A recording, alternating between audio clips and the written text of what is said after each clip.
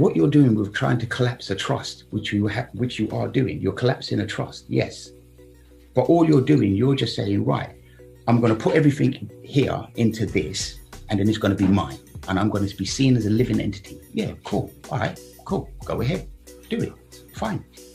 I haven't got no problem with that. Nobody has a problem with that. Go ahead and do it. That's what they're telling us to do. But the thing about it, we depend on them. That's the problem. Everybody depends on people. Stand in your own two shoes and depend on yourself. So you now, as I'm saying, you've got the trust. You've got two sides of the trust. You've got the ecclesiastical side and you've got the legal side. There's two sides of the trust. Yeah. Now, with the legal side, no, let's start with the ecclesiastical side. With the ecclesiastical side, the spirit comes into the body. Yeah. Ecclesiastical side is the side, what is the church that was given to us by God of the land, the earth. Every man and woman is mutual. Exactly what Nigel was saying earlier on. Everybody's equal. Yeah. We're all private people. We're all on the earth. Yes. I totally agree with the guy. Yeah. I'm not arguing with him. I'm just agreeing with him, but I want to add to his picture. Yeah. Rather than him arguing with me. So in that respect, it's like, well, you've got the trust, you've got the ecclesiastical side, the spirit enters the body. Now, how does another human being standing on the land in another body, my brother, for example, Brian or Blabs, how does he know that there hasn't been an evil spirit that enters this body and is here to hurt him? He doesn't. So I go under the rule of United Kingdom. So the United Kingdom is keeping an eye on me. That's why they become my guardian. They're keeping an eye on me until I can grow up and become my own guardian and take my power into my own hands. But we've got to grow up to do that. We have to drop the ego. We have to drop the materialistic stuff and everything else. Yeah. The thing about it, what it is that how you've got to go and claim the body and the name. Yes, I agree with Nigel again. It is under Crown copyright, but Companies House is Crown, is the Crown. So yes, they're saying to you that the Crown copyright is held with them. Yes, cool. They're just waiting for you to go back and get it. That's all I did. I went back and got it. Cool. I went and bought the limited company. Now I hold full absolute title to that Crown document, which is a full title deed. It's a full title deed. And as Nigel said again, correctly, the four corners rule. Yes, everything in a box is not on the page. That's why the full title deed for the limited company, private, which is now a person, because a person is a corporation, you are now the private person, which is an individual that is not incumbent to any other office. Now, United Kingdom Limited is an office. If you are not incumbent to that office and you take yourself out of the office, you are now the same status as United Kingdom. You now can go and have your own flag. You now can go and have your own seal. You now can be the king and the sovereign of your own country. That's what you're doing with a limited company. Because you have to be able to trade in a legal dead entity world. United Kingdom is a dead legal entity world. Yes. If you need to trade in there, you're going to be seen as a dead legal entity. As Nigel was saying. Totally agree with the guy, what he was saying. You see? So, but that's the thing about it. It's like, well, all right, you need to, if you want to trade in there, you can do. If you don't have to. When you come out of the trust side of things, or when you finish the trust, you basically become a living entity. Now, a living entity cannot be seen or heard in a dead man's world. United Kingdom is a dead entity world. If you try and go in United Kingdom as a living entity, you're not getting in. It's for dead people, as Nigel correctly said.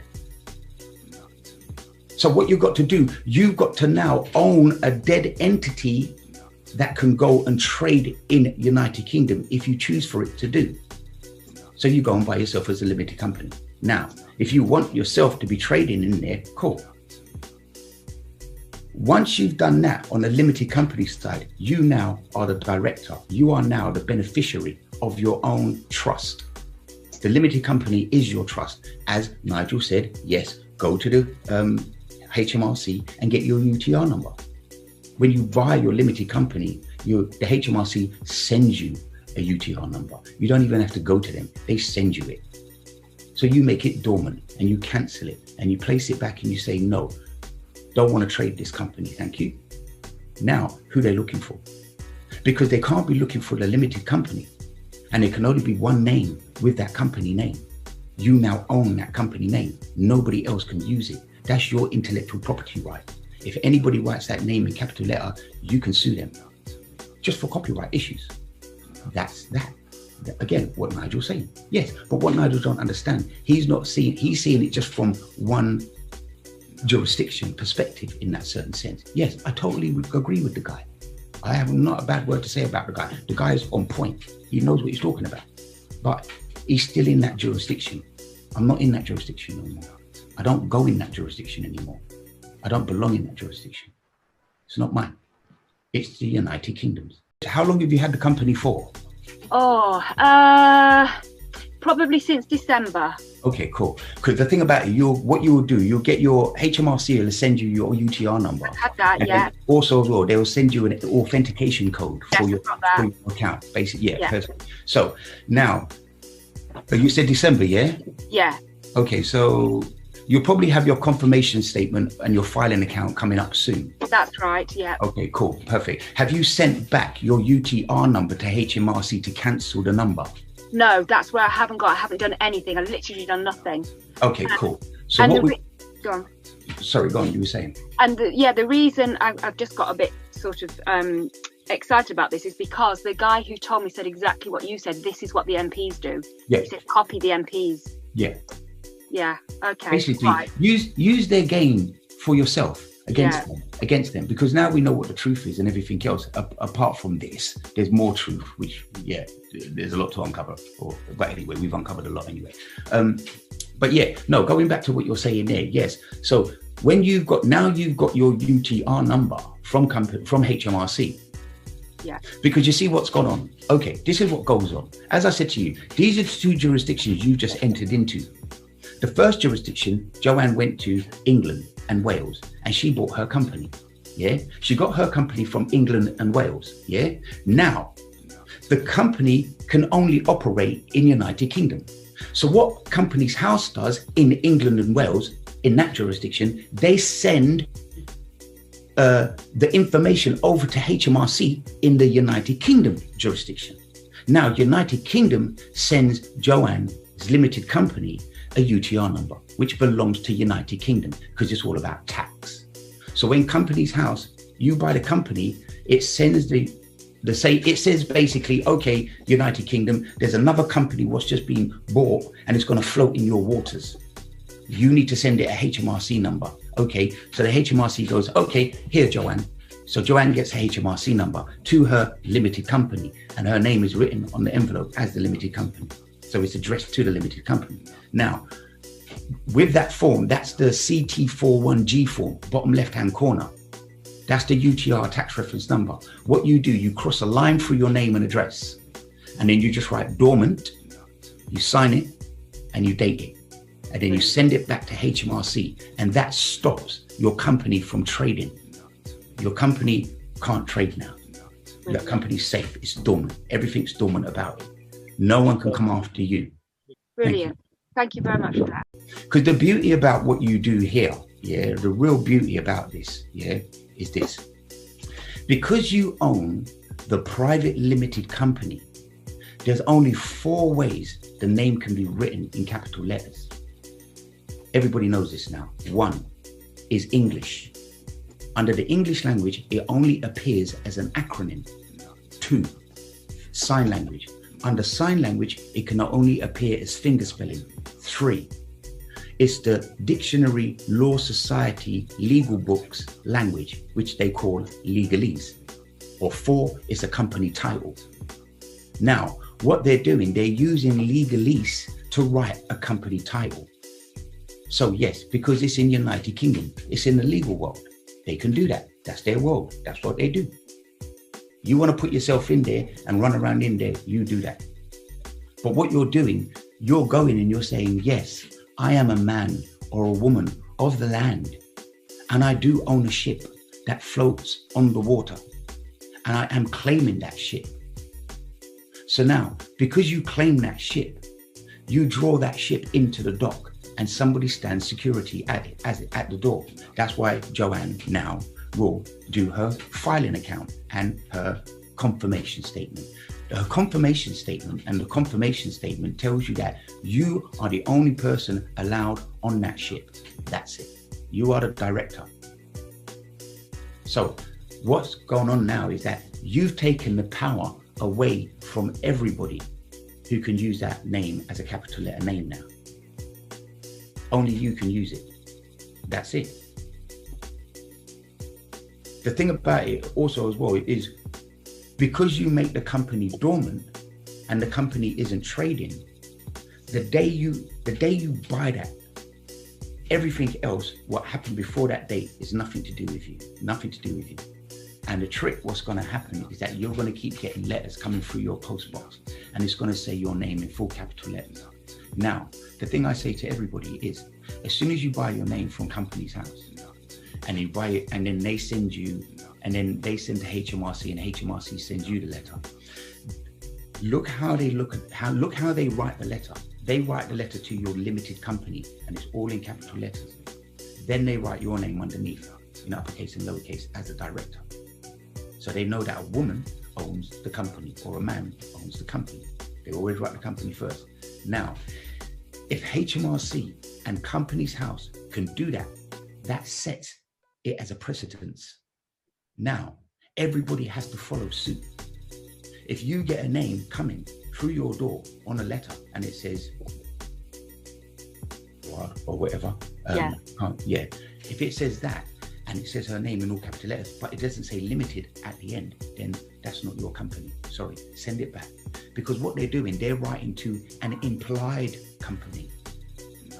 It's an implied company, as Nigel said earlier on. Yes, they have captured us from birth. Yeah, they captured us from birth. They made us into an implied company to be able to trade in the United Kingdom, because United Kingdom is a legal entity. So you have to go to, now you claim yourself, you went to Companies House, you bought the name, now your company can go and trade in United Kingdom if it chooses to. Now, while you're waiting to trade, now you go to the church, which is the City of London. And you go to the church and you find out where your baptism was. Now, on your birth certificate, which is called a certified copy of an entry, it's not called a birth certificate. On that, as Nigel pointed out again earlier on, you got the boxes, yeah, the four corners. Now there's 17 boxes on the birth certificate.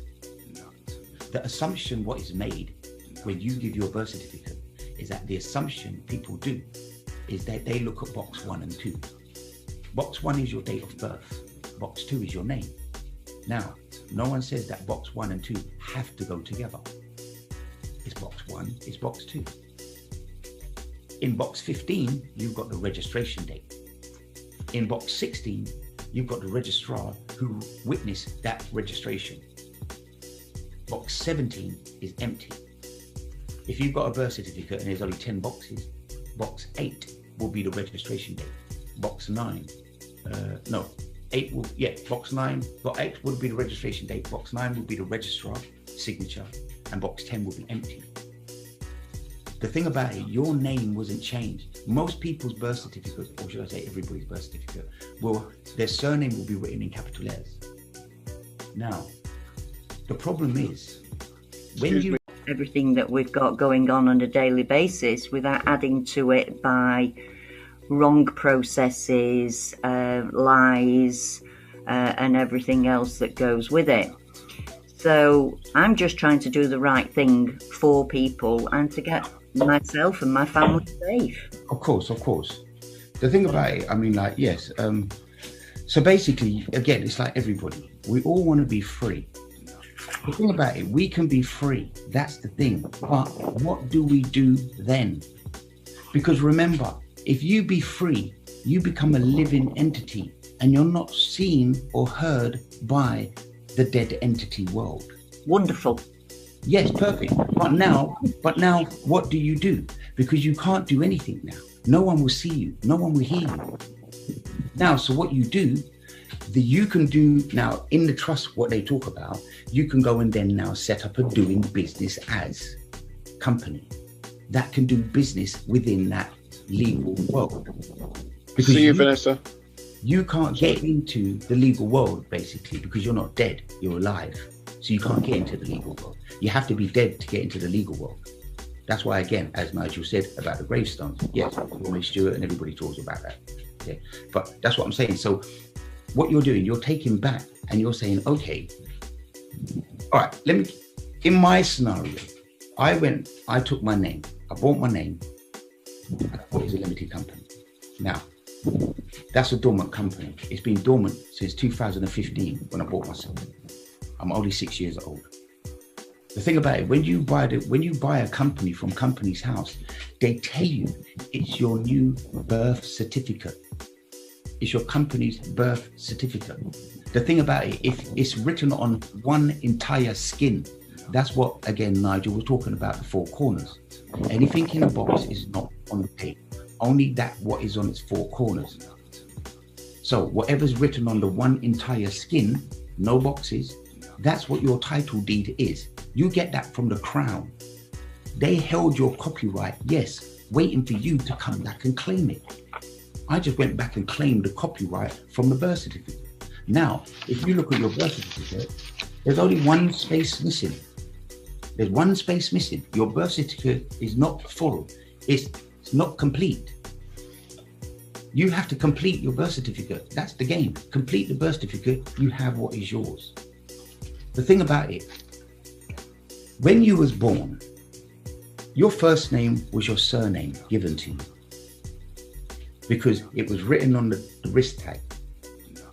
Baby Smith, say for example. Baby Smith. Smith was a surname. Smith got registered first. That was your date of birth. That's the day you celebrate your birthday, basically. Now, the document the midwife filled out was called the birth notification form, BNF01. Yeah. Now that's basically the midwife's manual to fill out for when every baby is born. She has to fill out the birth notification form. There's four parts to that document. One goes to the top part goes to the birth registrar, the second part goes to the perinatal clinic, the third part goes to the health pricing office, and the last part stays at the hospital. Now, when the top part goes over to the birth registrar extracts the surname. Sorry, mate. Sorry to interrupt again. We've got another question from Vanessa. Just want to find out if she still needs to answer the question. I do, but I'm happy to wait until he's finished this point because it's an important point. Thank you. All right. Carry on. Cheers. Thank you. Yeah, so basically the birth notification form is the form what the midwife fills out at the hospital. And that form document is the first document was created for you. That gets sent over to the birth registrar. The birth registrar extracts the information off that. The only information on that form is the surname and the date of birth for that surname. So you're registered as a surname there. Now, when you look at, if you've got a long form landscape birth certificate, certificate of an entry, your box 10 will be empty. If you've got a portrait copy, you'll have 17 boxes and box 17 will be empty. That box will say name and surname after the registration of birth. Now, if your birth was only the surname, so your birth was Baby Smith, yeah, that was the surname. Now, when you went and got baptized or christened, you got your Christ name. Thank you, Nikki. You got your Christ name. That is the Christian name. That's Christ. So that's your first names, your forenames. So the thing about it, with that, your Christian name at the baptism, that's why you get the certificate of name given in baptism document, which is a blue robin nest eggshell color piece of paper document, which we've all got at the moment. We've got the template of it. Now, the thing about it, with that, that gets signed off by the officiating minister of the church. And then he sends that over to United Kingdom. And at the bottom of the form, on that same document, the superintendent registrar from the United Kingdom gets it from the City of London. So now look at that. You've just got your document from the City of London. So what happened? They sent that jurisdiction over to United Kingdom, the dead entity jurisdiction. Now, what United Kingdom does, when they get that church document, they take the Christian name and they add it to the surname. Now, the surname has a date of birth. The Christian name also has a registration date. That registration date will be in box 8 or box 15. That's the date your birth was registered. Your name, your Christian name was registered. Now, when they put them two names together, when you go and you say your date of birth is your born date, you're giving them the legal entity, because the legal entity's name is written in capital letters, which was written by the midwife. They was told their job was to write in black ink in capital letters. So they was writing you down in the legal fiction in the beginning. So if you don't change that name, which you can do via deed poll, you can change your surname from all capitals to your surname in uppercase and lowercase. Once you get that legal document, you can then take it to the birth registrar and say to them, there's my legal document. Can you now put my name in box 17? Now your name will appear in uppercase and lowercase, the full name, and everybody has to recognize you as a living entity. Now you hold that document, which is your share document. But now that's the only document now that you have your name in box 17. Every other document before that doesn't. Every other document before that has to come back to that one, because your name's in box 17. That's the living entity. That's the ecclesiastical spirit. What the Christian name was given to, Christ's name was given to that registration date. That supersedes any other entry name. That tells you on the document, which is on the certificate of name given in baptism. That tells you on the document. Yes. Sorry, mate. Can't give you precedence over. I'd like to ask Mark a question regarding birth certificate, right? Because of my age, I would say I have a birth certificate, but it's a small one and it's very old, like 60s.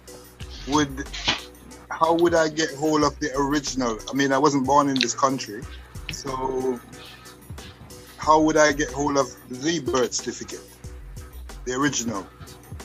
Vanessa, I'll come back to your question in 1 second. Sorry. When you came over, you was nationalized. Okay. Yeah. Now that nationalization paper will act as your birth certificate, because it's entered you into United Kingdom Limited. So now that nationalization paper, now the thing about it, with your small birth certificate, with that nationalization document, you can get them to trace back and find your birth certificate, and you can get a printout of a birth certificate, basically. As long as you got your original information on your birth certificate, they can find a birth certificate for you. Thank you. Sorry.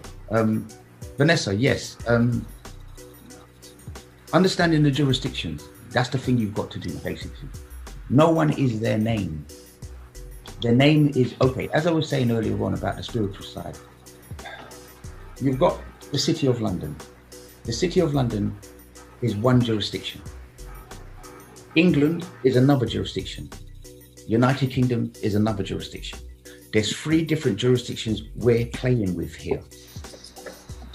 So when you capture the limited company name, you capture everything from every jurisdiction. No one. Giant's got. Sorry, mate. Again, Giant's got a question again. No one can change that. Giant. Sorry, mate.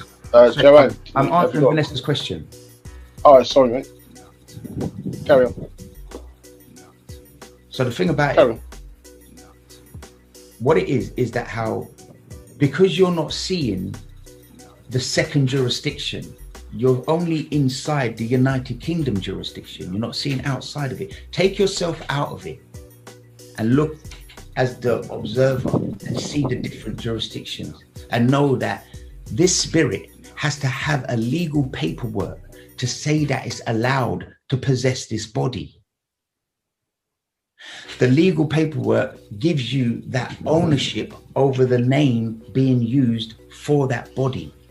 That's basically the legal documentation to say that, yes, you as a ship, your body is the temple, can go into the United Kingdom dead entity and trade there if you want. You can do that because that document says you can do.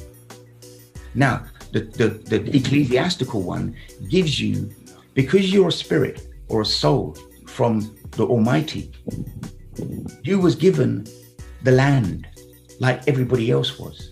So we're all equal here. We all have ownership of the land, and we have a percentage of the land that we can claim.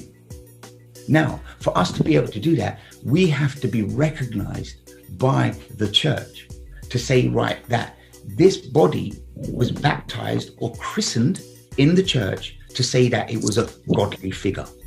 It was God that was coming into the body because it was baptized and christened. So it was a God spirit coming in. Yeah. So you've got to capture that and get that in legal writing to show it in the 3D world, even though you're a 5D soul, whatever. Basically, what you're doing, you're saying, right, okay, I'm going to the church to allow the church to tell me from the Father that I'm allowed to operate, this spirit is allowed to operate in this body. Here's the puppet master now. Yeah, the spirit is the puppet master. The body is the puppet. Now, the puppet, it belongs to the 3D world. You got two worlds. You got the spiritual world, you got the physical world. Now, for the spirit to possess the body, it has to be legally entitled to do that. So you go and get the legal document from the church to say that the spirit has entered the body. And then you go and get the legal paperwork to say that the spirit now owns the body and you've matched them together and two become one now.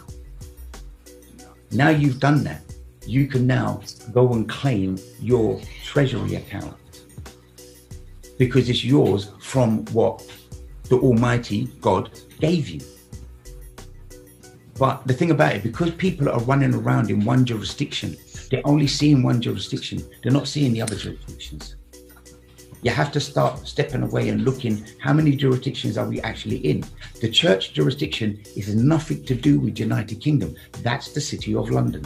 City of London is a completely different entity to United Kingdom. And United Kingdom and City of London are completely different entities to England. England is a limited company. What we stand on, the fourth jurisdiction we stand on the Kingdom of England. There's only one kingdom, that's the Kingdom of England. We stand on it. You go and look up at the Wikipedia about Kingdom of England. It won't tell you that it's England. England is a limited company. So there's 3 different limited companies we have to go and search and get that for. To get the documentation from all them 3 different companies, we've got to go to England. We get the company that's got Companies House is England's company. We go there to do a contract with Companies House as a man and their director to say, right, I want to buy a company that can float in the United Kingdom because it's a legal entity and it's my ship. Then I go to the ecclesiastical to say, right, God gave me the earth. So I should be able to get my percentage and whatever my collection is from that earth. That's where we get the natural resources. So we can go to the Treasury and say to the Treasury, right, Treasury, I want you to take some of my natural resources and convert it, which is the conveyance, into fiat currency and put that in my bank account so I can spend it. Instead of doing it, they'll probably just usually give you a black card and say, look, don't spend more than 50 million a year or something. Game over. It's very simple, but we make it look difficult. Sorry, Joanne. I hope that explains something, Vanessa. But we can come back. Yeah.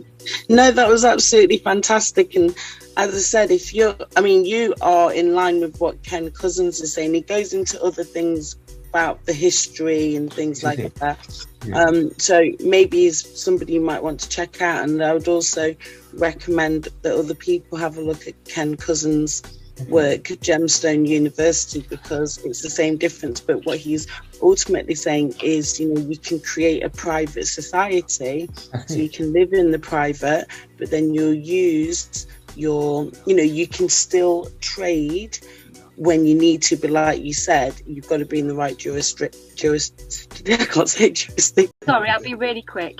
So just to go back to the deed poll thing, so I also changed my name by deed poll last January. So now I've got my certificate in front of me. So I go to the registry office and get them to fill out box 17 as my deed poll name in lowercase. Yes, because what you're doing when you get your deed, you know, when you got your deed polled, Yeah. did you get it as an enrolled or unenrolled? That's a good question. I got the red seal and all that. Right. So if it's enrolled, I think it is. basically it's legally recognized. That's right, So- it is. I've had a passport with it. Okay, perfect. So because your name's written in uppercase and lowercase, now what you can do, you can go back to United Kingdom and see the registrar, which is the superintendent registrar, pay them £40, and they will now put your name in box 17. Brilliant. Okay. Yeah, that's my And now you're seen as a living entity. Right. Your registration number on your company is actually now your bank account number. Yeah, got it. Yeah. Because when I went to the bank and I said to the bank manager, I said to him, okay, here's my title deed, put this in my personal account, because I know that is a personal retail account, which means business, and you're allowing me to act as an implied company. Yeah. And you gave that account the number. Yeah, yeah. Now, when you take this limited company, he says to me, the limited registered number as the company is your bank account number. So now you are giving them the bank account number. They're not giving you the bank account number. You're giving them the bank account number. Now you hold the power. You standing in your shoes, giving them your account number. Now, when you also do that, you say, okay, what's the assets? Now you give them the birth certificate with your name in box 17, and you tap into that natural resource, because that's a share stock document you've just given them, and that's what they're tapping into. Amazing. So you go in there and tap into it yourself and take what you want to take to provide for your beneficiary, because now you're the living entity. Yeah, got it. Wow. Do you see? So I'm going to repeat this system there, this process for my son who's coming up to be 16. Yeah. Because you don't have to have a bank. Yeah, that's right. You see, you don't have to. The bank is just there to act as your client for them. Yeah. And he was saying, you know, to go and present at the Queen's Bench division. But and he said, well, you know, just more than 3 people need to go and present. But he didn't actually, unfortunately, he's left the meeting as well, because I think we could have learned a bit from him. The thing about with that. Wait, she hasn't answered the question, have you? Yeah. The Queen's Bench division. Yeah. What would you get from there? Because I was trying to get that from him, and he was saying, well, like-minded people go in there and send it to the judge. The judge has got to believe us, but what is the judge going to give you? He didn't really, unfortunately. I don't know if you're going to be able to answer that question either. I don't know if that's the thing about it, as I said, Jax, right? What Nigel was saying basically is what I've been saying. When you're learning from people in Canada and people in stuff like that, and you're doing all their ways in their jurisdiction, you're only going to do that. So when they run into this whatever, and then you've got to go to the royal court, yes, you do, because you're looking at. Remember, okay, this is how I explain it. Why is the child trying to fight his father? You are the child. The United Kingdom is my daddy. Why am I trying to fight my daddy? Let me take myself out and make myself my own daddy. Then I can go and fight United Kingdom as a daddy. Agreed. Not the child as the daddy. And this is what everybody's doing. Because they believe all this trust business, all you're doing everything under the United Kingdom. It's theirs. You're never going to beat them at their own game. They created that shit. Sorry for the language. Yeah. I'll ask the question then. Which one? So you got the UTR from your name. Mm-hmm. When you incorporated your name, you dissolve it. You make it go dormant by returning it, Mm-hmm. or do you start another company and then trade in that one? Yeah, but that's what they do. What you do, you claim. Because I've got 3 companies already before. Yeah, I incorporated my name. So do I just trade in them and just? Yes. use the UTR. Now, do I give the UTR of the ones that I'm trading in to the bank manager, or do I give the bank manager the UTR of my incorporated name? Okay. HMRC. So the UTR is nothing to do with the banks. Nothing. No, the HMR. Oh, sorry, I misspoke. But the HMRC. Sorry. You give it back to them. Yeah. Right. The thing about it, it's your name that they're using to do their business with. Okay. So give me a name of one of your other companies. Blaps People Productions. Okay. So Blaps People Productions, right, is one company. That is not a man or a woman, and it doesn't have a birth certificate. So there's no assets in that. Mm-hmm. Yeah. Over here, you've got your name in all capital letters, which is limited company. Now that has a birth certificate and it's got all the assets in that. Okay, cool. Yeah. So now what you're doing, you're buying your limited company with all the assets in it, and you're making it dormant so nobody can get on the ship. Got it. It's not only me that's going to be answering the question, I'm sure. But for instance, court documents just come through with capital letters. If you get court documents come through with capital letters, they can't take you to court, can they? Because we're limited. There you go. The thing about it, as I say, is the name written in capital letters. Yes. Of course. Right. But there's no limited at the end. That's right. Right. So if Companies House and HMRC can write to you correctly in your limited company name and write to you, then that sets the precedence. Why can't they? Mm-hmm. So you just send it back, because it's not to do with you. It's an implied company they're looking for, because there's no established company details at the end of your name. Is it an LLC, a PLC, it is LD, LTD, or is it a PPL, or whatever it is? Do you see? They have to write what company they're actually doing a contract with, because as again Nigel said, meeting the minds in that certain sense, a company can only do business with a company. A man and woman sentient being can only do business with a man and woman. You can never have a mixture in the two, and that's in contract law. You can never mix the two. So if you're paying a gas bill, you shouldn't be. It's an implied company that's paying the gas bill, not you. You just don't know that you're the implied company paying the company bill, because only two companies can have a contract together. Yeah. Sweetheart, it's just I don't quite understand. I understand exactly what you're saying. The City of London that has been dissolved, is that going to have any effect? No. It's not going to be detrimental to this process. No. Because all you're doing, the thing about it, now I've done this, and now I look at it, and now I see what else, and now I'm discovering other little bits and pieces. I'm saying to myself, I don't really need that document. I've got it, and I'm telling everybody go and get it, and still go and get it. But I'm saying, as long as you got it, that's cool. Yeah, you're in a safe place there. But you won't really need it. That's what I'm trying to say. In my mind now, on what I'm looking at things in the reality of my shoes and what I'm doing, it's like, well, all right, yeah, I've got it, but I don't really need it. I was trying to understand what effect it will have on anything in jurisdiction of the City of London. It won't, because it comes from the church. It's not coming from a company, it's coming from a church. Even though a church is an organization, they have to abide by the duty of candor. Right, okay. So it's coming from the church. So as long as it's a baptism record just from the book, then that's fine. All you're doing is asking them for a document. Now, because you get it from them, it's classed as a legal document. And that's what you need a legal document. And the woman, now talking back to the superintendent registrar.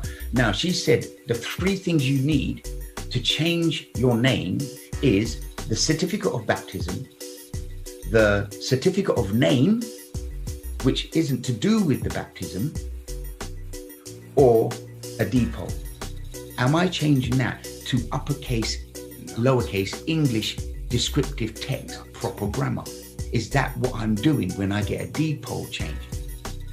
So what you're doing, you're changing your depot name, your surname to uppercase and lowercase in depot. So now you will have your John Henry Doe, all in uppercase and lowercase, written in box 17, and now you can be seen as a living entity. But the only problem with that is that now you disappear and you become a ghost, because you can't be seen by the dead entity world. You're living. Talking about the depot name, you know, we were talking about changing it, and from what I Kay, sorry, my mic was off. Joanna had a question. When we're talking about changing the name, we've got some confusion here, because what we're talking about is changing our uppercase name and changing everything to lowercase, not changing it by default to change your name, right? So what we're actually doing is that we've got, like, I've got my name in uppercase. I'm changing it by default now to lowercase. Right, so when Joanna is saying, I hope you don't mind, Joanna, that she's changed her name by default, she hasn't changed her name, she's changed her name.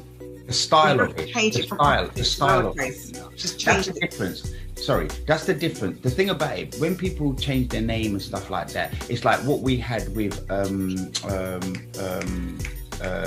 June. What was her name? June? Is it June?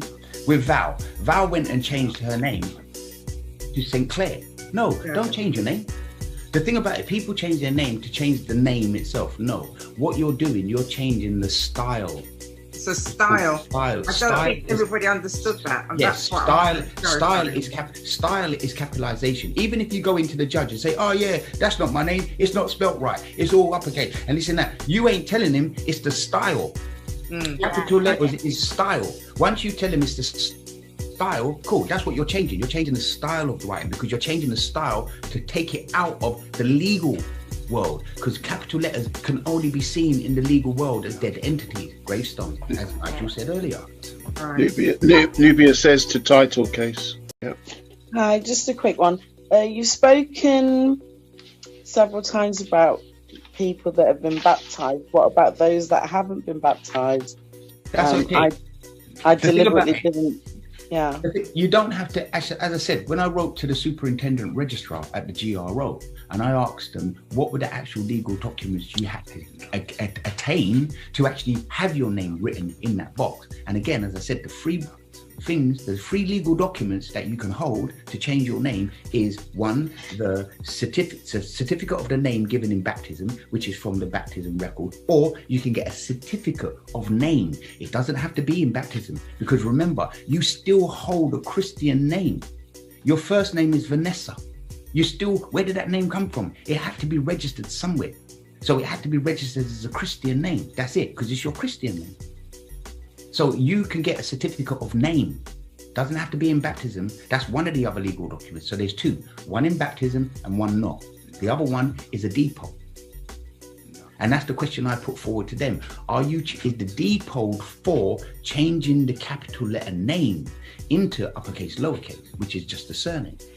So the whole name now will be written in all uppercase and lowercase. But my question also was, if I didn't write that name, or my mother didn't write that name in the first place, and that was written down by the midwife, and they was told to, because it was their duty and it was their job to write in black ink and capital letters, then why am I have to be the one to legally change it? Why aren't you changing it? That's my next question, and they haven't answered me yet, but I'm still waiting for that email. But sorry, I hope that answers your question, Vanessa. It does, but now you've said a certificate of name. Where do you get that from? Sorry. Yeah, that's fine. You can still go to the LMA. The thing about it, if you on your birth certificate, you should have an address in probably box 13 or 12 if you've got the 17 box document. If somebody can correct me on that, I'm not sure. Caroline, I'm not sure what box. I've got the 10 box document. The 10 box. What's the address? What box? Oh, hang on. I've got the 17 for my daughter. Okay. So down by where it says the usual address, or hang on, put a light on. Usual address. It says. So box 10 would be in the landscape one, and box, I think it's 13, will be in. Yeah. Sorry. Box 13, usual address. Actually, in my daughter's one, it's just blank. Right. But is there another address above somewhere? Oh yeah, there is. Yeah. In box box 10, usual address. Sorry, Can you just do me a favor and just read what that just said again? What it says in the box? Yeah, no, not what's in the box, but what's the title of that box? What number was it? Number 10. Number 10. Now, what does it say that box is? It says usual address in brackets, if different from place of child's birth, close bracket. There you go. There you go. There you go. Right there. Right there. You got them again. Right there. Usual address. Yes. Read that again for me, please. It says usual address and then open brackets, if different from place of birth, close brackets. If different from place of birth. You was born in the hospital first. So the different address now is your home address. Yeah. So the home address is the one what you was registered with, because they take that home address from the parish for the church. Every church is a parish around it. Now, all them addresses, Caroline can vouch for that because she's going through the same process with that address. So with your address, Vanessa, on your birth certificate in box 10, if you've got the 17 box one, you can actually go and get a document off that address from the LMA if you take them certain bits of information.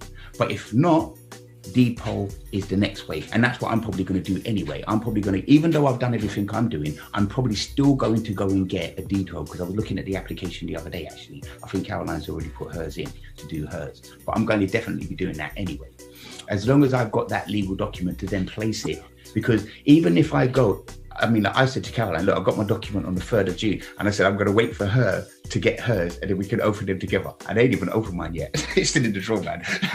So the thing about it is like, well, okay, so I don't know what's in there. So, but if I open it and it's there and I say, okay, the name's written in capital letters, I will still have to get a Depot name, even though I've got my baptism record from the book. Because the vicar, when I sat down and spoke with the vicar, I went to the vicarage and had a half an hour chat with him. And I spoke to him and I said to him, look, that name's written in acronyms. You wouldn't write that. And I told, and he's like, yeah, totally agree. But they're told to write it. It's not their way of doing things. You see, because I said to him, if I asked you to write my name now, as you would in handwriting, would you write in capitals? He said, no, that's not his way he would write. But he's told to, it's their job. Block capitals, black ink.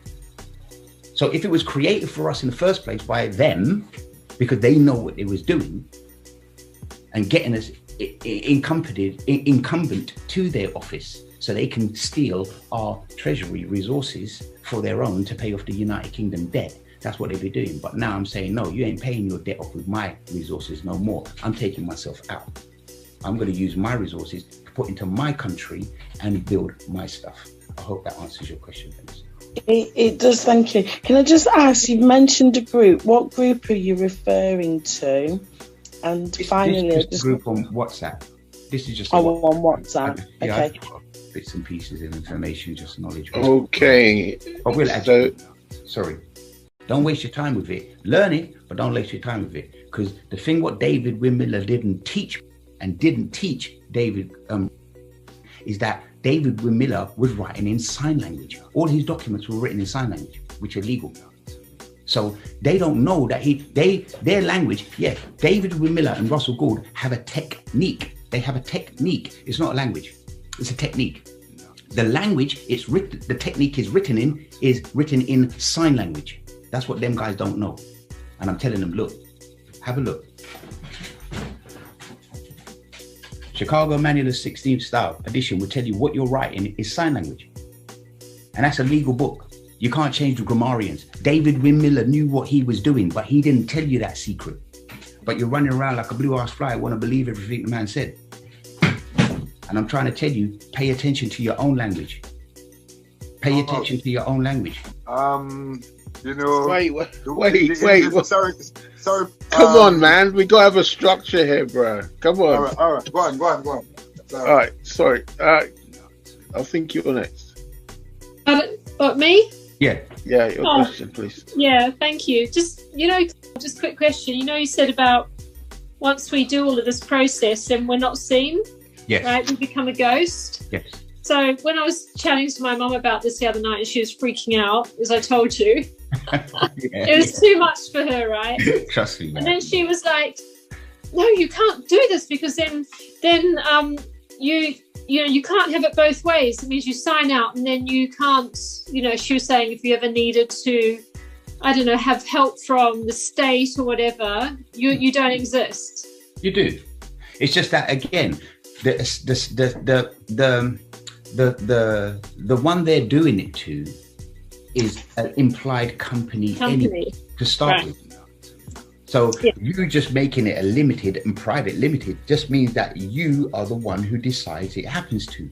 I'm the one who's in control of everything. This is it. Okay, that's what I thought, but I was trying to explain that, and she was like, well, you're no. the director. And you're the director. Okay, this is why I say the limited company is just a trust, because it has a beneficiary, it has an executor, and it has a trustee. And you are all of those. Yeah. That's the thing. Yeah. When people say, when they talk about, oh, you can't be the trustee and you can't be this, you can.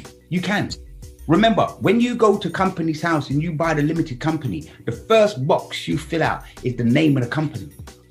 The name of the company is whatever name you're going to give it. And you write that down in all lowercase if you want, because company's house will convert it and they can do the conveyance to turn it into all capital letters. So it's a company name now. Right. Or lowercase, yeah? When they do that and they say, what is the country the company is actually registered in? The drop-down menu for the country, as everybody knows here who's bought themselves now, is United Kingdom. That's where the company resides. That's your capital letter and it resides in United Kingdom. Now, underneath, when you say who is the owner and you write your same name down, uppercase, lowercase, whatever, they will leave that as it is. But this time, when you click on the drop-down menu for the country, United Kingdom isn't there. It's England. Because they're saying a man or a woman has to be living on England to own a company that's floated in the United Kingdom. That's where there's the differentiation on the intro and in the application. Now, as I said, you are a man and woman going to England and Wales Corporation to go and buy your title deed from them. You're the man or the woman standing on the Kingdom of England, going to the England company to go and buy a England crown document to go and trade in United Kingdom. I have no money to trade in that United Kingdom with that limited company. Oh, where am I going to get assets and finance from? Oh, I'm going to go to the church and let God give me my resources, what I was meant to have from the earth. And I'm going to use that and I'm going to put it in this account. Now I can go and trade in United Kingdom with finances. That's all it is. Very simple. Yeah, just business. That's all it is. It's business. You have been a business all your life, but you didn't even, when you go out on your street every day, you are doing business. That's it. Even if you're just walking down the road. Now, what's the difference when you just hold a private limited company document? There's no difference. The only difference is that everything goes quiet and everybody leaves you alone. HMRC will drop your debt. If you had a £50,000 debt with HMRC today and you went and bought yourself tomorrow as a private limited company, HMRC will drop that debt. Even if you just did that and nothing else? Nope. Even if you just did that and nothing else, they will drop your debt. You know, just very quickly, you know that UTR number? Yes. Does that come back with the documents that you receive from the HMRC? Once you send that document back, you won't get anything back. Yeah, okay. HMRC doesn't see you anymore. Yeah. So when do you get the UTR number? Sorry? You get the UTR number after about a couple of weeks or a month after you get the company set. Okay, thanks. Because what you do, remember, they're not the same entity. So when you go to company's house, remember, company's house is in England and Wales. So you buy the company, they've got to do the paperwork in England and Wales, and then they've got to send that document over to HMRC, which is in United Kingdom, a different jurisdiction. Right. So when the United Kingdom gets it from England Limited, United Kingdom gets it limited, and then basically they say, okay, blah, blah, blah, blah, well, let's do the paperwork. And then once HMRC do the paperwork, then they'll send you your unique tax reference number. Oh, that's what it stands for. Okay. Which is the CT41G form at the bottom left-hand corner. I think I sent you on the WhatsApp. Okay, yeah. Document. Okay, so we've got a lot of questions. I think it was Mobs H, sorry. Hi there, thank you very much. I was patiently waiting. Part of my question was answered, which was about the HMRC element. But I have another question in relation to traveling. Once we've done all of that and we decide and we want to, what is the ins and outs of that? Well, traveling, basically, if you look at your passport already, your name's already written in as a company. But the thing about it, I was speaking to Marini the other day and I was saying to her, I read up, and because we've been looking at the passport scenario anyway, basically what we come out to find basically is that because you're a company anyway, there's an observation page in your passport. Now, when you own that name as a limited company, they would jot it down in the observation page, so they would differentiate you from a citizen to a private. What does that give you? Does it give you rights, like to jump quarantine? That gives you. Remember that they see you now as a living entity because your name is a company. You can't be traveling as your name because it's a company you're traveling, and they know you know. So if you go and question them and say, "Well, hold up a minute, how can you say that I can't travel if you've already got me down as a company?" They've already got your name down in your passport, written in capital letters as a company. Yeah. Now what you're doing, you're going there to change it as a limited company in the passport now. But they're not going to write limited after your name because that's going to be too obvious for everybody to see. They're just going to write it on observation page to say, yes, this is a limited company and this is the director's passport for the limited company, even though your face might be in there. Do you see? It's a limited company observation page. I think that's what I said. Is that right? Yeah. Thank you. So does it have anything to do with the type? Because obviously all passports have the P in, and I was told that there's actually, that's mean it's a pauper's passport. It's a plebeian.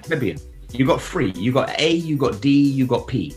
A is for aristocrats, D is for diplomats, and then basically the P would be plebeians because they haven't come out of the United Kingdom yet and taken the responsibility for themselves. They're still looking at United Kingdom to depend upon, basically.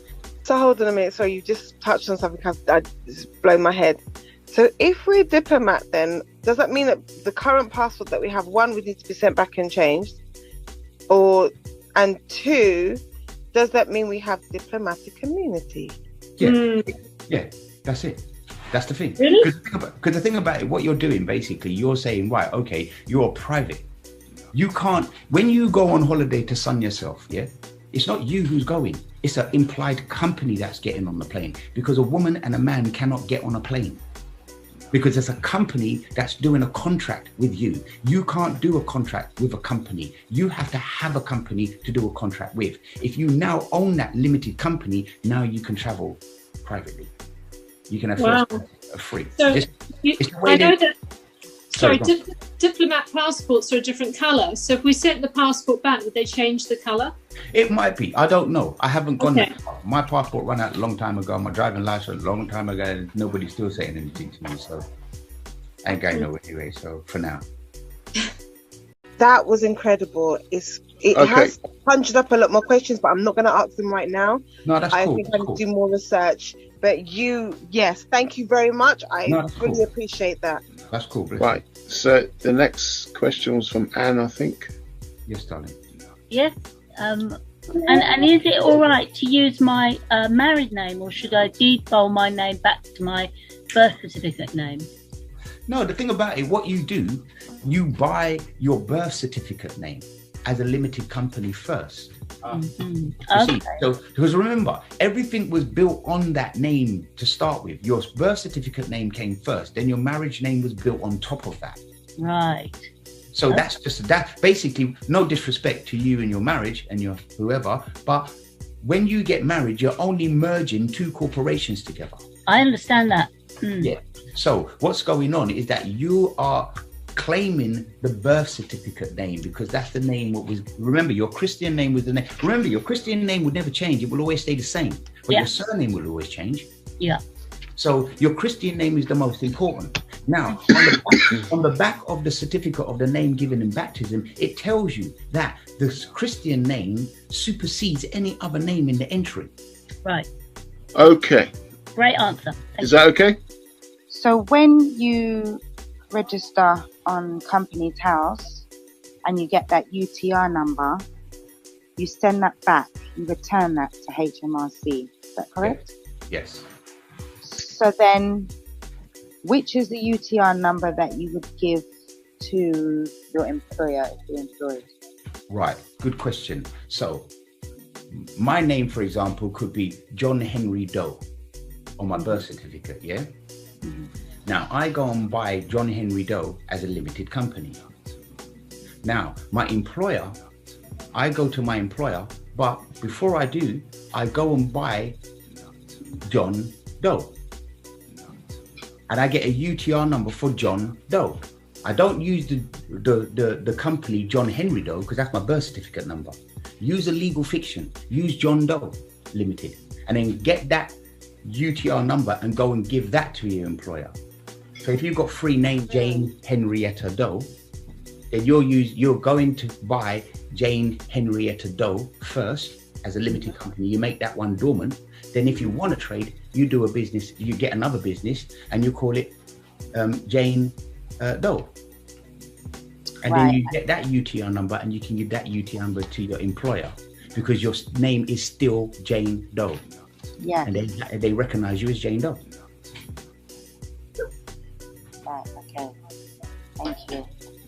And the second question. Oh, wait 1 second. 1 second. One piece of clarification. That's cool. You can still trade as the dormant company if you want. Instead of making it dormant, you can still trade with that company, couldn't you? Yeah, you could do. Okay. You could do. You can still build. See, the only reason I'm taking my time on this is because I can still trade my name. And I probably will trade my name at one day. I'm not sure. I doubt it. I'll probably bury it in the garden somewhere. What we're really trying to get done here is for box 17 to have the uppercase surname to be put into box 17 as a lowercase. The whole name. The whole name going in. The whole name was in box 2. Is the whole name, but what they've done, because you've got the whole name in box 2, they're assuming or presuming when you give them that document, box 1 and 2 go together. They're correct because there's no name in box 17. When you get the name in box 17, you get the full name, exactly the same as box 2.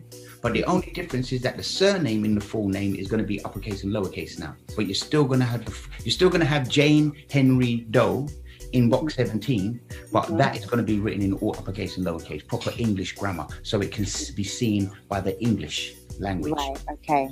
So they will amend the current birth certificate by adding, and then they wouldn't issue you a new one where it's uppercase, lowercase in box 2 as well as 17, no? No, box 2 they won't change. Right, okay. Box 2 they would leave as it is. Because if they take your name out of box 2, then it's going to make everybody suspicious why you don't have a name in box 2 and they do. They're going to leave the name there. All they're going to do is just add the name at the bottom in 17. Right, okay. But in uppercase and lowercase. So when somebody gets that now, whoever's looking at the document and knows how to read the document, they're going to know what they're going to do with that document. That nothing has to be said. That's why everything's done on paperwork, because no words have to be exchanged. You just slide paperwork, that's it. Everything in the legal world is paperwork. If you got the correct paperwork and there's the correct words on there and the correct bits of boxes or whatever's filled out, you just slide the paperwork across the table and that's it. You don't need to say nothing. Because they know who you are. You're the queen, just walked in, or the sovereign just walked in and said, look, here's my limited company.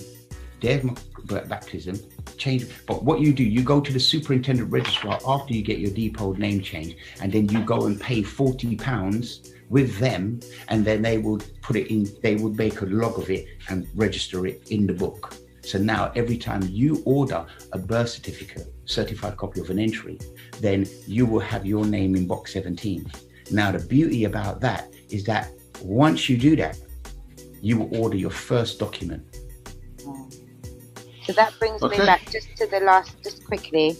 So then when they look at this certified copy of an entry now, and they see in box 17 that you've got the uppercase, lowercase, yeah, you are now, I would be then identified as a living woman. Yes. But the living cannot enter the United Kingdom because that's dead people world. So that's why you then, to enter the United Kingdom to trade, to enter commerce, you then would have your other companies that you would open up. Yes. Company house that you, because your title deed for that legal fiction name is dormant.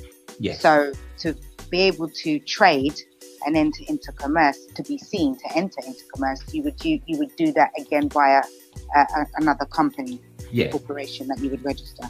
Yeah. Implied is just that it doesn't have the company letters at the end of it. Expressed is that it does limited, LTD or PLC or LLP or whatever. Now the thing about it, as you just said, yes, when everybody does this, they reset themselves because there is no contract with that limited company.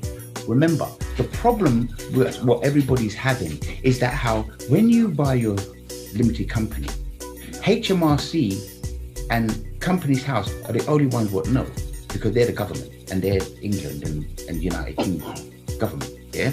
The thing about it, they don't tell all the mortgage companies. They don't tell all the estate agents. They don't tell all the banks. They don't tell anybody else. Just them two. Just them two. Now, that's why everybody else is coming after you, because they haven't been let know. That's the problem. But when you start telling it now, it's like you're flipping the script on them, because now you know the truth and you're saying, okay, I know there's not a contract with this company. Show me some proof. I'm writing to you from the limited company now. But Well. yeah, because your company doesn't agree with the vaccine company. Remember, the vaccine company is a limited company also. You are now a limited company also. Remember, men and women can't do business with one another in a certain sense unless they're directors. Now you, as your director of your limited company, hasn't sat down with their director of their limited company, whatever they're called, or whatever company is giving this vaccine, and saying, right, okay, I'm sitting down as a director, you're sitting down as a director. Is this safe? No, it isn't safe. Okay, but we could give it to our company members. Yes, you can do if you want. They're not taking on the responsibility. If you, you take on the responsibility of the limited company and you give it to your staff members, all the people in the United Kingdom are United Kingdom staff members. So they have to have it. We don't, because we're not in the incumbency of United Kingdom. We're not in their office. We're in our own office. It doesn't apply to you. Do what you want.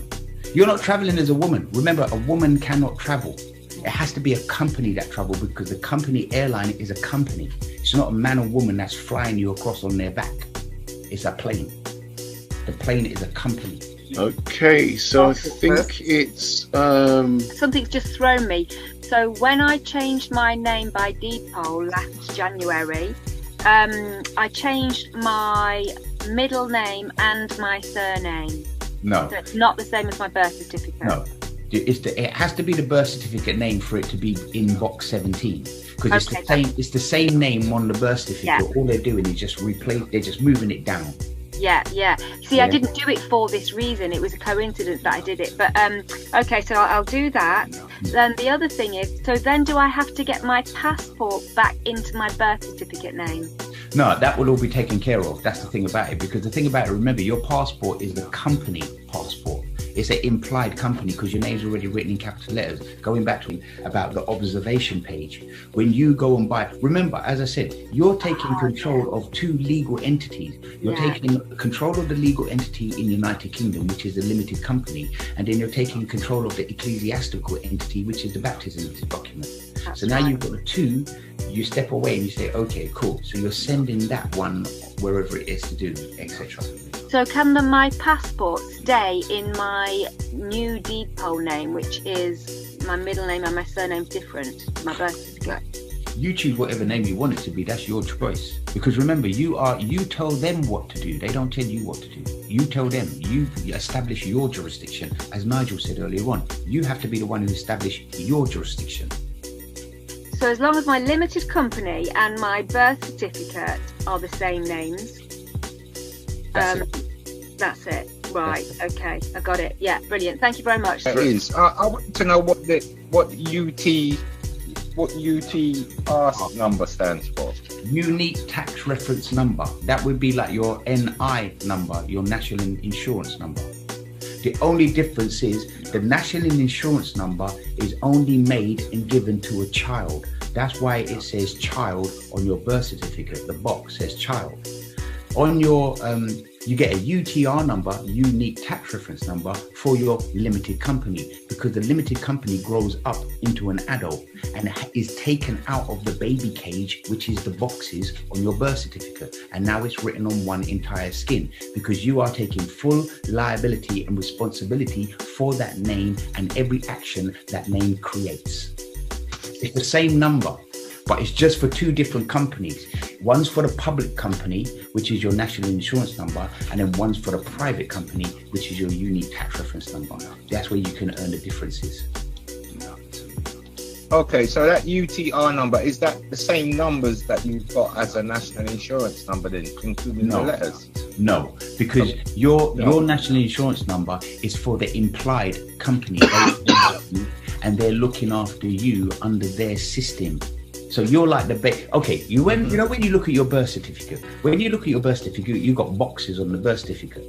Now, if we was a bird flying across, we would be looking at down in bird's eye view. So we see it as a flat plane on a document. When we go down and stand on that, we see the boxes are different sizes and shapes and things like that, and different heights. So the thing about what's going on is that how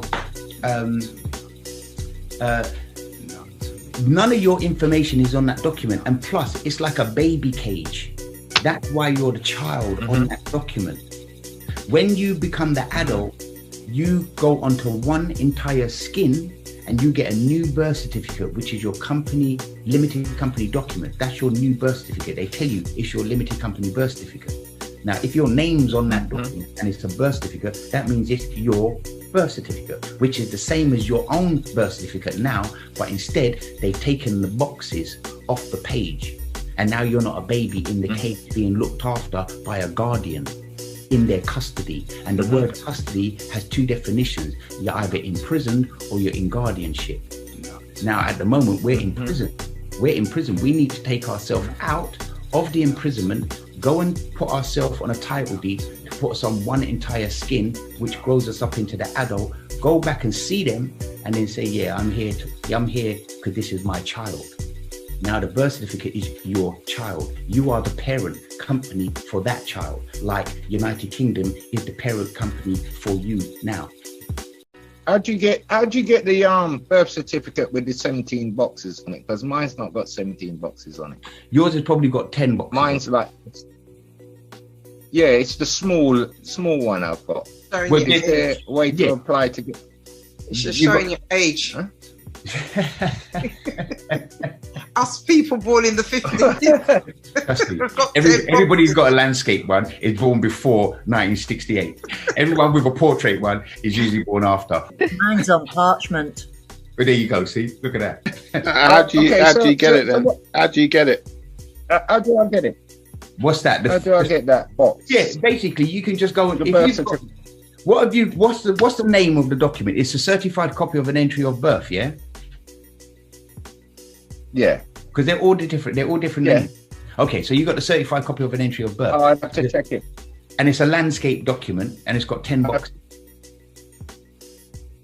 I actually linked it. Something like that. Depending on your age, you get 17 boxes or you get 10 boxes. Yeah. Like if you're born in the 50s, you only get 10 boxes. Yeah. Born afterwards, you get 17 boxes. So Yeah. you don't have to have one or the other. That's it. Depending on how old you are. They're both the same.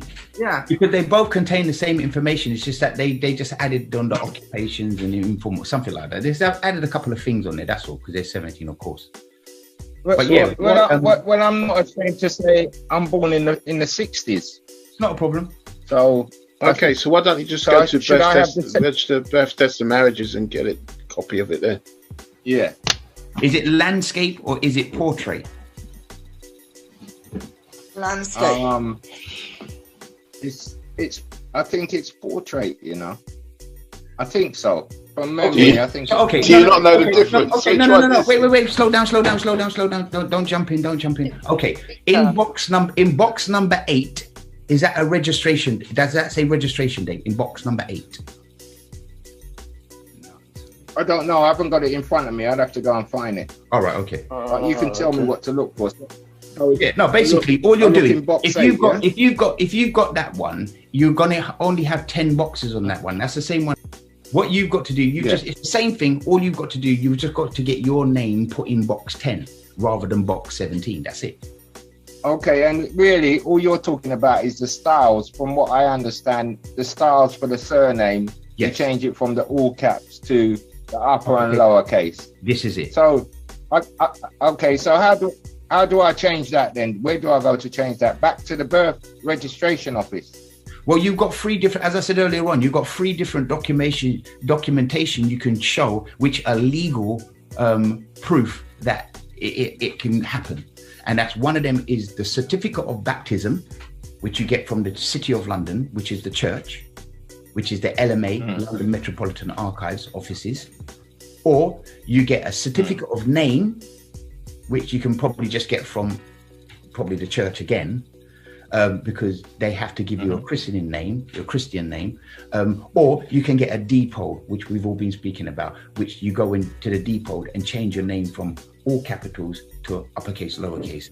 And then once you get that document to say your name is John Henry Doe, all in uppercase and lowercase, then you take that legal document from the depot people and you go to let me just cut there. Sure. So to depot your name, you have to go to the birth, deaths and marriages to depot it, or you go to a different office to depot. No, just go to .gov. Just go to government website and type in enrolled depot name change. It has to be enrolled. Okay. Was that all right? Okay, so thanks for coming in, Minister. Okay, let's get through some more questions, please. Sorry, before you pass on, you said go to gov.uk. You said, is that the website? You said. Yeah, there's 3 different forms, and I just went onto the Gov website and filled it out. I think it's a LOCO. It's LOC 020, LOC 021, and LOC 025. They're different forms. They have to be signed by a solicitor. 2 of them have to be signed by a solicitor. 1 has to be filled out by yourselves. That's it, basically. So just go to, you put in deed poll, and then you look for the gov.uk site, and then the forms are there. Yeah. And you have to have the one that says enrolled. You see, but just take your time and go slowly. You're going to go and get the form. Let's come back. Let's discuss it, whatever, if you choose to.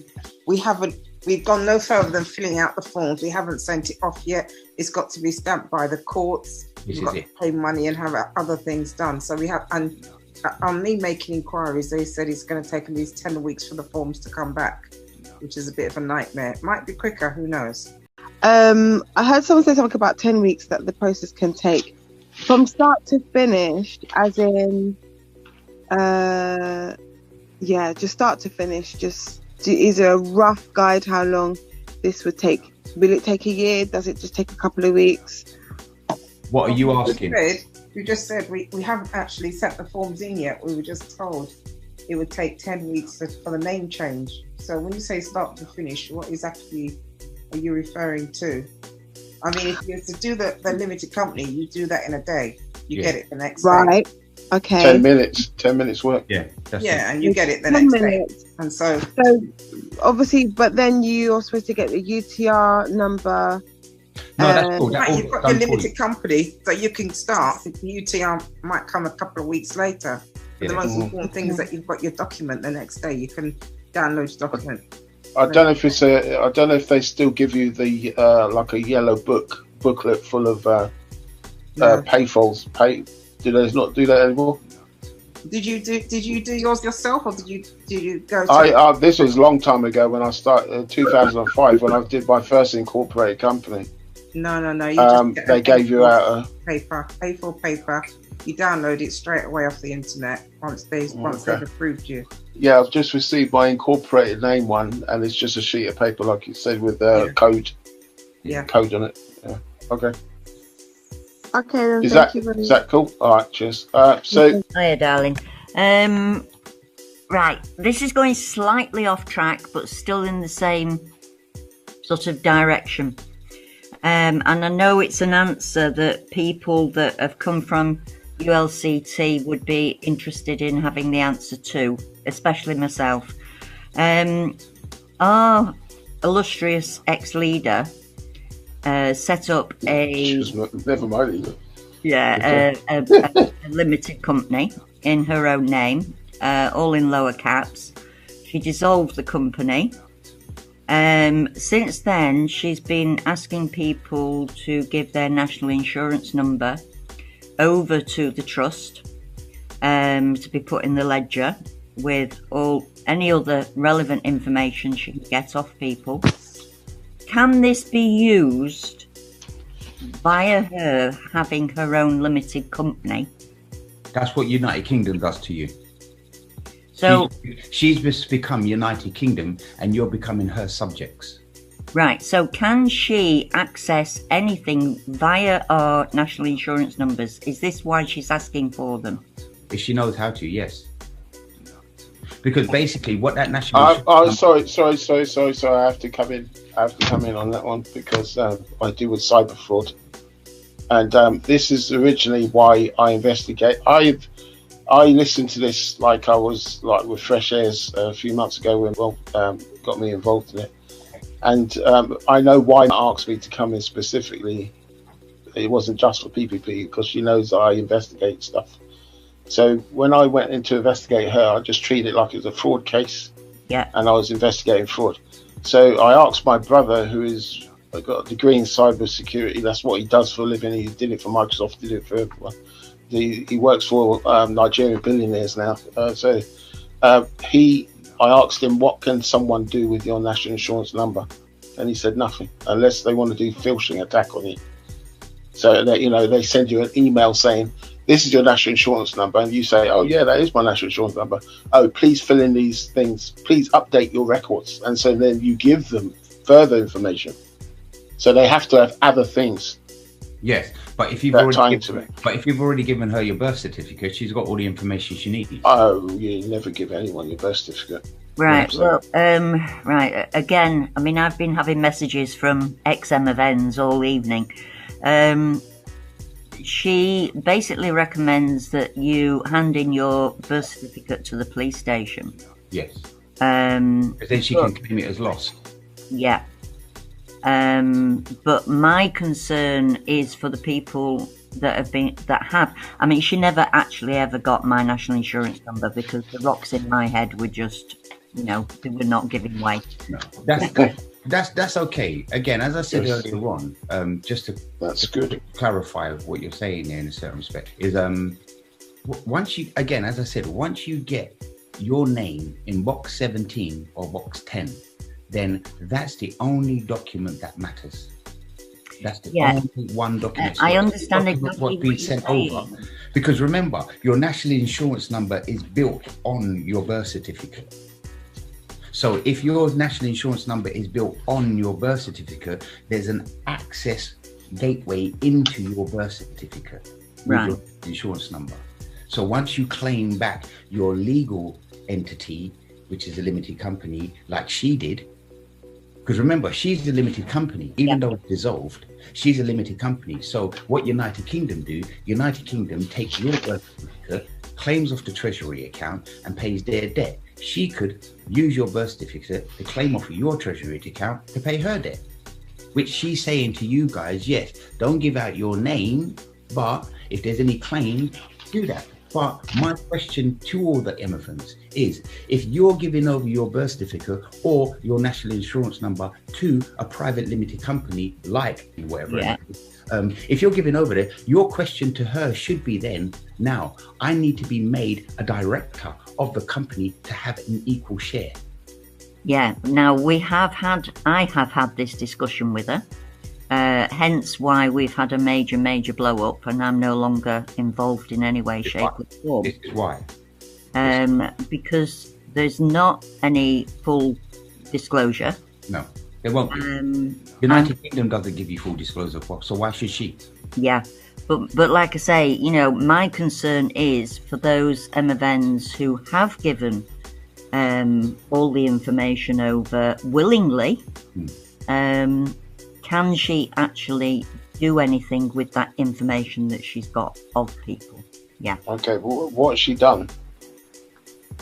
Has she ripped off anyone? What's she done? It's an awful lot of empty promises, which is getting people into a lot worse state than they're already in. Let's put it that way. I think she just wants to get people on her side, so when she goes to court and tries to change the monetary system to her currency, which is Kaiser's credits, she's got backup. And I don't think we don't have to worry about her. Like I said in a different meeting, she's a genius in regards to what she's done. She obviously knows exactly how law works. She's only got as far as. So it's the matter of we know how to access whatever she says she was accessing, and you know, mystifying people's brains about how it works and blah blah blah. Well, we know how it works now. We know exactly how it works. So now we don't need her. No, and I will never knock what she's done. Like, no, she can't do anything with the information. That's what we. And that is my only concern. I just would not like to see any more people hurt. You know, when you say that people are worse off, yeah, because I mean, I've been going through the mortgage, discharging the mortgage. Is it not a good idea to discharge a mortgage then, or does it still? Right, you're the wrong person to ask, because you know we've had conveyance taken with no remedy. Husbands being banged up in prison with no remedy. You know, there has been so many things. Well, once I limited, I have several mortgages. So once I limited myself, I've got one mortgage company. They were taking the money out and then they were putting it back in same day. And they did that for 6 months. And then they've stopped taking it, period. I haven't paid any mortgage for over a year and I haven't heard from them. Another company, they wrote to me and says to me, I need to change up the direct debit and send it from a different account and send it from a different name. They can't take money from a limited company. So they were all kind of faffing around. Everybody had the hot potato and everyone's trying to get rid of it. I even had some of the companies saying perhaps you could get a better product elsewhere with a better interest rate. So they wanted to get rid of me, but they're stuck with me until they say to me, we don't want you anymore, or they're going to write it off. They're stuck with me. There you go. So the limited thing definitely worked where the mortgages are concerned. Not to say I've written them off, but I'm not paying some of them and they're not asking for the money. Is there a quiet title for that property? I mean, will you own it? I mean, you're saying that they'll write you off and you won't pay the mortgages anymore. But well, that's what I'm hoping for. Like, you? I can only tell you what I've done and what's happened. What I'm saying is that I hate that word, hope. I hate that word. Okay, what do you want to do? It's not about a different one, please. Yeah, I can only tell you what's happened so far, and that's what's happened to me. Yeah, no, I'm asking because I'm behind on my mortgage now. I'm in a situation, and I'm wondering if I should pay some money. I shouldn't pay any money. Well, are they writing to you? Are they writing to you? Yeah. Now? Okay. Yeah, they're writing to me. They're calling me and all this kind of stuff. Who they writing? I was gonna. You did it through Minister Emerven. A friend of mine did it. His through Minister Emerven, and he reckons that his mortgage has been settled, Yeah. So I don't know what Minister Emma then has done or how she's. I haven't actually put the paperwork in the bank. For some reason, I've been reluctant to do it. Now I've got a mortgage. Right. Okay. One question I want to ask you: do you have the original contract? I can't find it. No worries. I've looked for it. They'll be happy to send it to you. Ask them for it. Yeah. Yeah. Get a copy of your original contract. Because the thing about it, she sent me a copy of hers, and I looked at it and I said, okay, look at what they've done. At the top of the document, they've written secured loan agreement, but the whole thing is written in capital letters. Then her name is written in all capital letters. So automatically they're using English as an acronym on their initial first document. And they were the ones who wrote it down, not you. They wrote it down. They wrote it down in black ink and capital letters, but they wrote it down as an implied company, taking that you would stand and be the director of that implied company. You're not. That's the problem we've got ourselves in by being ignorant ourselves. For anything to be recognized within the legal system has to have legal documentation for it to be recognized in the legal system. United Kingdom Limited is a legal entity. Nothing can happen within the United Kingdom Limited if it's not a corporation of some sort. So your trust has to be made into a LLP corporation. Get onto the monopoly board, if you like. It has to be made in a corporation for it to be recognized within the legal system. Yes. So what I'm saying to you is that's why I asked you, was the document enrolled? Because if it was enrolled into the legal system like a depot would be enrolled, like a baptism certificate would be enrolled, or like a limited company would be enrolled. You've just given me a really, yeah, right, okay, I've got you. Do you understand? Yeah. Because you are you belong. All right, let's start with you first of all. Yeah. What legal documentation do you have?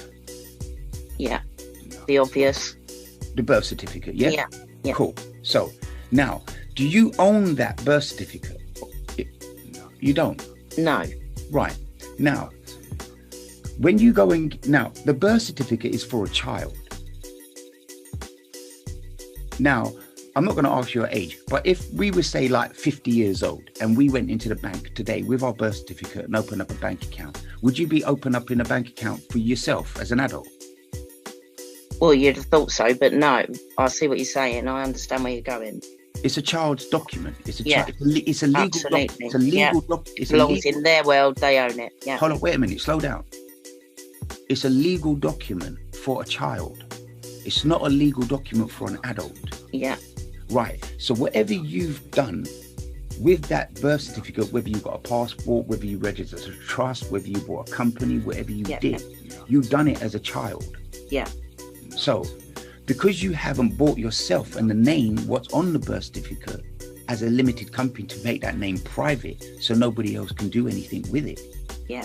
Once you do that, then you make that a limited private company, which is your trust, first and foremost. Okay. You have absolute title over that entity name. Once you do that, anything you create within that then becomes private. Yeah. Because your identification document is a birth certificate. My identification document is my title deed. Yeah. That's the difference. You're the one who's keeping yourself in the public, not the trust.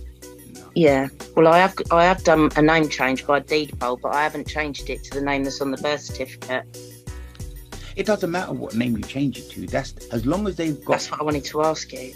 Yeah. The thing about it with the name change, this is where I think a lot of people get confused. Remember, as I just explained, with the birth certificate, for example, the birth certificate was given to a child. Yep. Now, the adult hasn't come along and named itself. If that adult wants to keep the same, if the adult wants to keep the same name what was on the birth certificate, the adult can choose to do that. Yeah. If the adult chooses to change their name, the adult now will go to a depot and get a legal document. That's what I've got, and that's what I was going to do. So, do I have to now register the name that's on this deed poll as the limited company and then everything? Because the reason I've just not used it is because I didn't want to put it back in the government realms, because they say you can, you know, they have to open a bank account when I use this as ID, which I found really interesting, because you know what hoops you've got to jump through to open a bank account these days. And all manner of things. But what I didn't want to do was put it back on like a DVLA register or get a passport. I was worried about how, but then if you've got the limited company and it's the limited company that's applying for it, I'll get it. I'll love it. Yeah, I'm going to shut up and listen some more because I want to know more.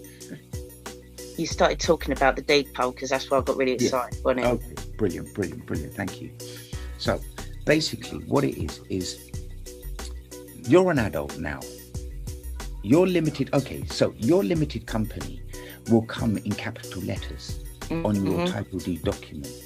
Now, when you get that document, the document won't have any boxes on it, whether you know or understand the four corners rule or not. Yeah. Okay, so the thing about it, the document won't have any boxes on it. That means it's written on one entire skin, and they now class that document as your new company birth certificate. So if that's your company birth certificate and your name's on it, that means it's your new birth certificate as that legal entity. Let's stop there for a second, as that legal entity. Now, the thing about it, somebody's got to own that legal entity. Now, it can only be a man and a woman to own that piece of paper, because they went and claim, well, they can't own it, they can claim it. They can have claim of right or right of claim. And that's what you do. You're claiming the right of that. So you go and claim it from the Queen.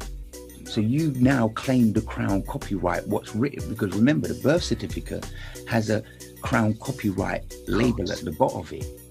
And it's just saying it's in the copyright of the Crown. Once you go and buy that copyright and you've got the right identification to buy that, then you can do that. This is hilarious. Because we've all been brought up in a legal system where we have to do everything legally as corporations under another. It's like the United Kingdom Limited is like our daddy.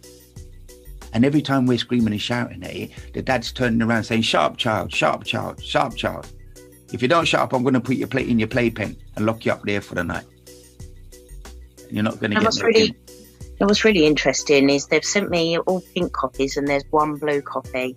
Yeah, the blue copy is your ecclesiastical copy. That's what everything's on. When you go to court and ask for the effective trial management and they bring it out from their one, it's on blue paper. When you go and sign a death off at your local registrars, it's done on blue paper. And then you get the white copy, don't you?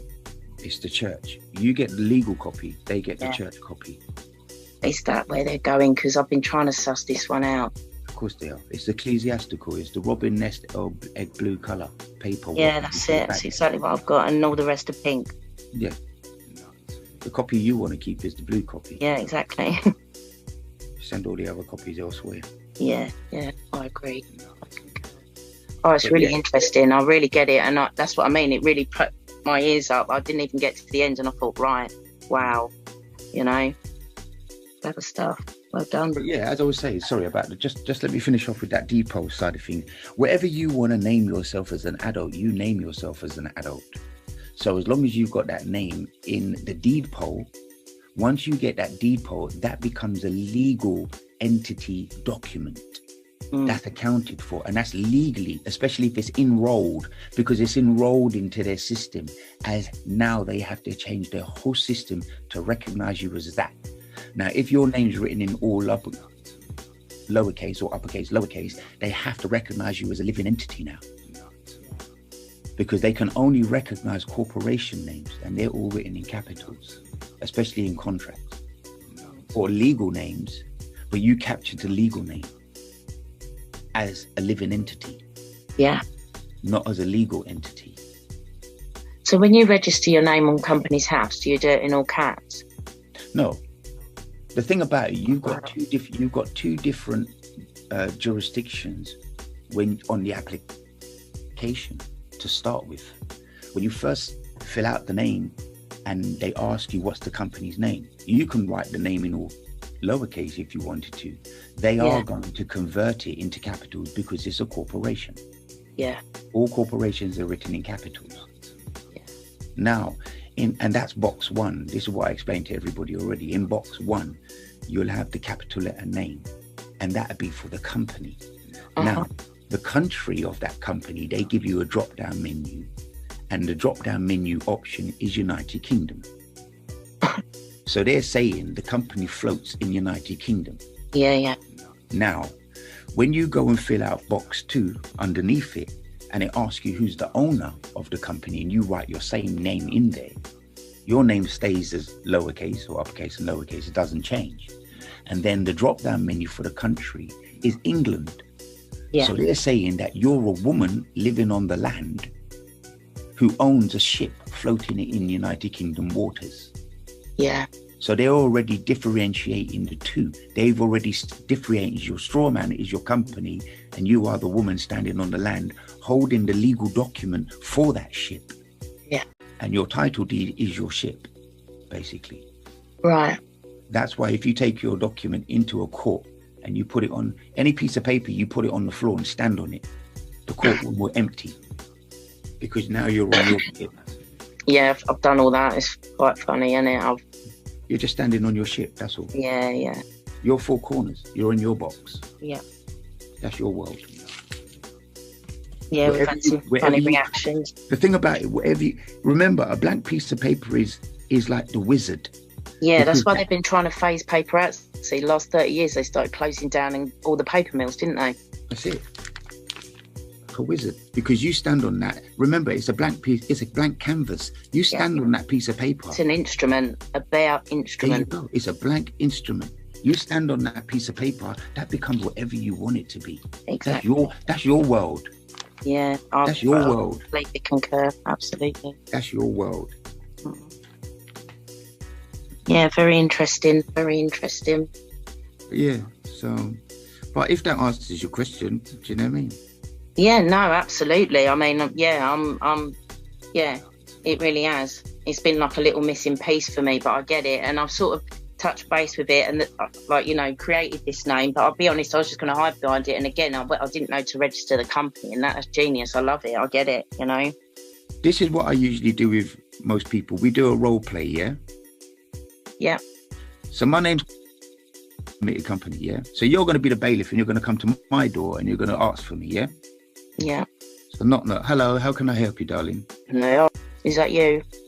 No, I said to you, you're at Mark Limited. It's a limited company, darling. There is no one called Harold. It's a limited company. How can I help you? Who are you looking for within the company? They are the director. Are you the director? I just said to you, it's a limited company. There is no one called Who owns the company? They probably wouldn't ask that, though, in fairness. That's me. That's irrelevant. Mm. You're looking for the name. The company director could be John Smith. Yeah. Then now you're looking for your stuff then, aren't you? Yeah. That's how you have to treat them. Yeah. Speak to them like they speak to you. You're a company now. What do they do when they come to your door? They ask for you for some information. So you ask them for information, because all they're doing, they're asking the information for the company. You're acting on behalf of your company. Your company doesn't have to be trading. Yeah, it would be interesting. What do they say? Do you know? Have you been confronted with them? Well, they can't, because you're just asking your security questions like they would. You have to ask security questions before you get into a company building, don't you? Yeah. So start asking yours. Yeah. That's your problem. I don't mean that in a disrespectful way. You're seeing yourself still as a living being. If you saw yourself as a living being, but you didn't attach yourself with your name, detach yourself with your name and see it just as a company now. Yeah. Now act as the director or the secretary or the security guard. All of you see, like the birth certificate that they issued, would that go into this limited company? Do you know? I don't know. I haven't got it to hand right now. But did you speak about that as well? Was it about box 17? Yeah, that's okay. Yeah, you've got the 17 one. Yeah, right. Yeah, in box 17, basically you need to we all need to complete our birth certificates, because as I said earlier on, when you take your name back, you're taking the name of the adult, and you're putting the name of the adult in there. So you can change your name with the deed poll legal document to say that you've been legally enrolled with that name. You can go and get that name, pay for that name £40 to be put in box 17, and you now complete your birth certificate. Oh, that's hilarious. That's the only document that we've completed with what your name on it. Yeah. Because and you've got title under Section 55 of the National Debt Act. Have you seen what it says? That's But you showing don't- real title. Show the real title.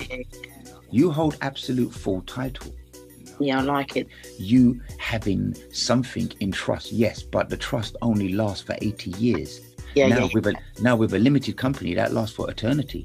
As long as your confirmation statement and your filing accounts are done. Yeah, absolutely. I've seen them registered from 1906 on there and stuff. 1923, there's loads of them now. There you go. Limited company is just a piece of paper, like a trust piece of paper, like a birth certificate piece of paper. You can hand that piece of paper down to whoever you want to. And they get to keep that, and they get to have everything within that trust. No one can touch that. Not even the government can touch that. Yeah, because that's a separate entity. I know that. Yeah, brilliant. See? So have you, I don't know how far down the road with it you are and stuff. Have you been to the bureau yet and done the birth certificate thing? No, I'm just in the process of just doing my depot, really. I mean, like, I was just knocking that. I mean, I was taking my time, really. But I wasn't going to say anything until I finished it. And this is where it's at. I haven't finished it yet, but I know where I'm going. Yeah. But that's the thing. I can only speak my truth. What I'm telling you is just what I'm living is my truth. That's the thing. Yeah. If I haven't done anything, I'll tell you I haven't done anything just yet. But that's the way I'm heading. So if people want to go ahead before and do whatever or do the process as well, by all means do that, because we're all going to be doing the same thing in a certain sense. Yeah. Because it seems like everybody's heading down the same road anyway, no matter what direction they're coming from. It's all heading to the depot. And like you say, no one can touch it. Yeah, no, absolutely. It's nice to know how to operate in it, though, and keep your stuff and move your stuff around. You know, I like it. Stuff going on anyway. So no, you really have answered the question for me, and I completely get it.